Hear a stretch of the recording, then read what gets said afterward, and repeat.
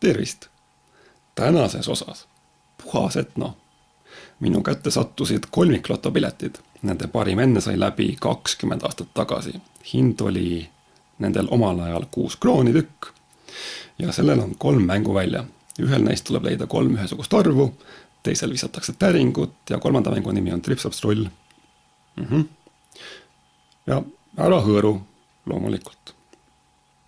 Loterii korraldaja oli spordiklubi Motojokker ja siin on näha ka parim enne kuupäev. Täna saame siis teada, kui palju oleksime 20 aastat tagasi võitnud. Kuna pileteid on nii palju, ehk lausa 10, siis peame vastu võtma resolutsiooni. Resolutsioon tähendab antud juhul seda, mida teha tuleb. Ja käesolevaga kuulutame vanade eestlaste tavakohaselt välja Loto kolmapäeva. Et Loto kolmapäev oleks täiuslik, kasutame kraapimiseks sellist suurepärast Eesti 1 sendist aastast 1929. Meie Loto kolmapäev ei tähenda, et keegi lahti lastakse. Nimelt leidub asutusi, kus regulaarselt töötajaile kinga antakse. Lihtsalt seetõttu, et see on mõne arvates lõbus. Kunagi ei tea, kelle peale loosiein satub, sest põhjuse leiab alati. Sellised Loto kolmapäevad on osades Eesti firmades täiesti olemas, võin kinnitada. Kuid meil ei ole siin selline Loto kolmapäev. Siin on tegemist sotsiaalmeediaga. Ei muud kui Loto kolmapäeva lakku ja kraabime. Et meie Loto kolmapäev igavaks ei läheks, mõtlesin taustaks jutustada sellest, miks on kolmapäev meil just kolmapäev, mitte aga mõni muu päev. Vanadel eestlastel algas nädal esmaspäevaga. Siis oli teisipäev, kesknädal ehk kolmapäev, poolitas nädala, loogiline. Siis tuli neljapäev ja üllatus, peale neljapäeva oli pühapäev, mil puhati. Nüüd võib mõelda, et küll need vanad eestlased olid rumalad. Peale neljapäeva tuleb ju veel reede ja siis laupäev. Tegelikult on reede ja laupäev meie nädalas ja kalendris need kummalised päevad, sest need on sõna otseses mõttes välja mõeldud päevad. Vanadel eestlastel oli nimelt 5-päevane nädal. 7-päevane nädal pärineb juba kristlikust ajajärgust. Ja see muudatus viidi meil sisse siis kultuuririkastajate poolt. Et orjadest veelgi enam tööd välja pigistada. Eestlastel puudub reede kohta oma sõna. Reede ei tähenda meile sisuliselt mitte midagi, sest see on selline, see on tühi sõna. See ei tähenda mitte midagi, see on välja mõeldud. Teine välja mõeldud nimega päev meie kalendris on laupäev, mis oli veel üsna hiljuti ametlikult tööpäev. Aga see on ka välja mõeldud päev. Muuseas, 5-päevane nädal on tuttav kõigi pika ajalooga rahvaste seas. Et vahet ei ole, kas tegemist on vanade eestlastega või indiaanlastega Ameerikas. Mis veel? Eestlaste ja soomlaste juures tulevad nädalapäevade ja kuude nimetustes erinevused sisse. Meil on kasutusel omakeelsed nädalapäevad, kuid kuude nimetused on sakslaste ja rootslaste kaudu laenatud. Soomlastel on vastupidi.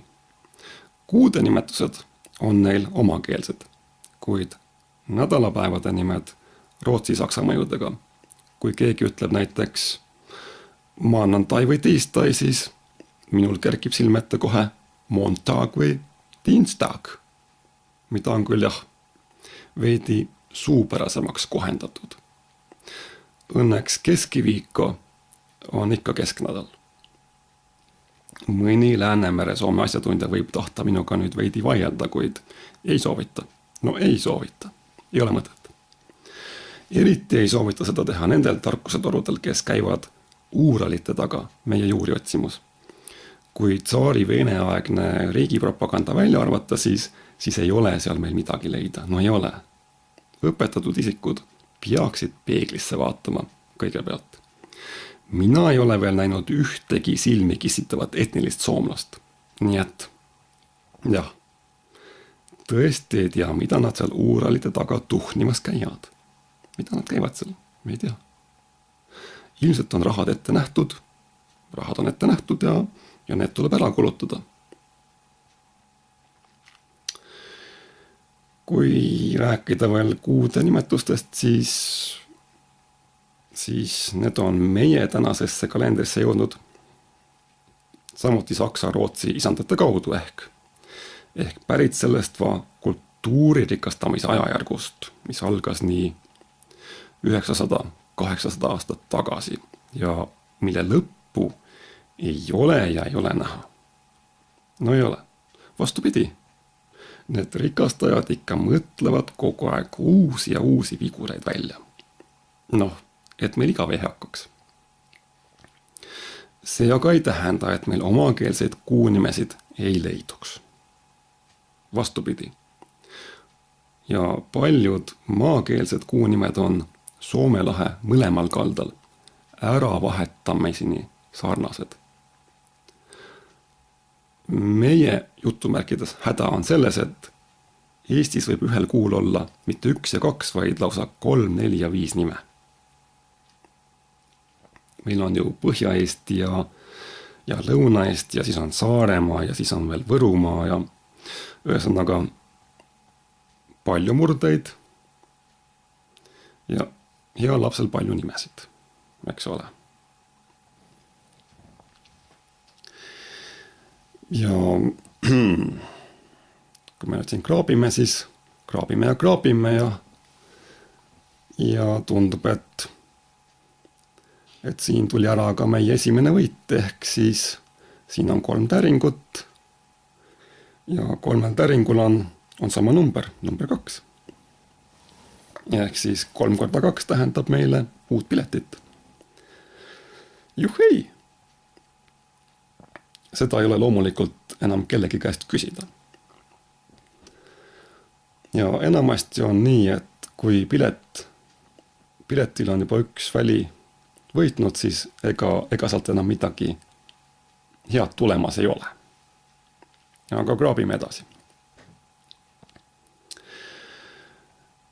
Mis meie kuude nimetesse puutub, siis minule sobib küll, kui Eestis läheksid moodi omakeelsed ehk maakeelsed kuunimed.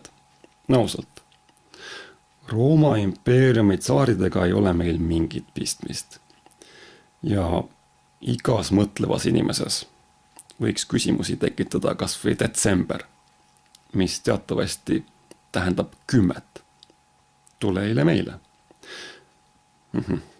Jaanuar on näiteks vanadel eestlastel südakuu, sest see on talve keskpaik.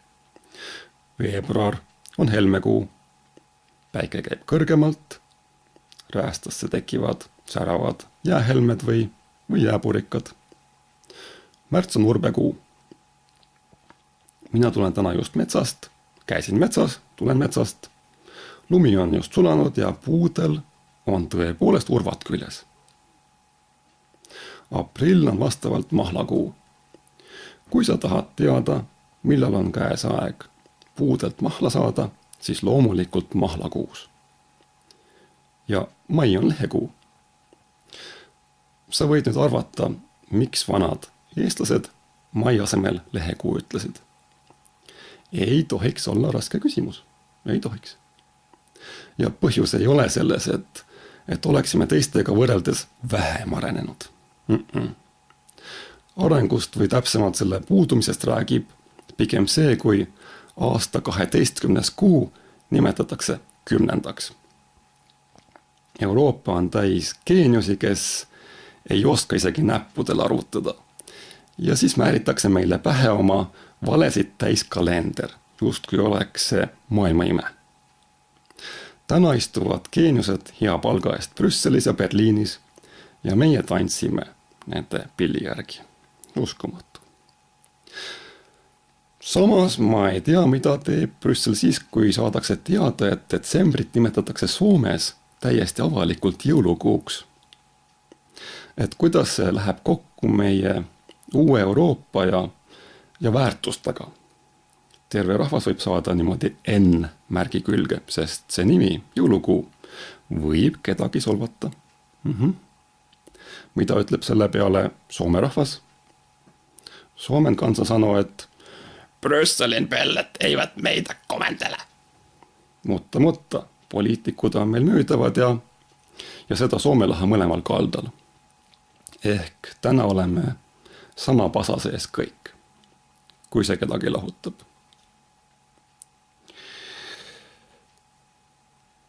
Ühesõnaga, see oli meie interaktiivne lotokolmapäev. 10 kraabitud piletist 1 võitis ja see andis meile uue pileti, mida ei ole kellegi käest enam küsida. Ja jõulukuu nimetatakse Soomes ilmselt varsti sallivuskuuks mõne Brüsseli direktiiviga. Aga ei muud kui kuulmiseni ja nägemiseni.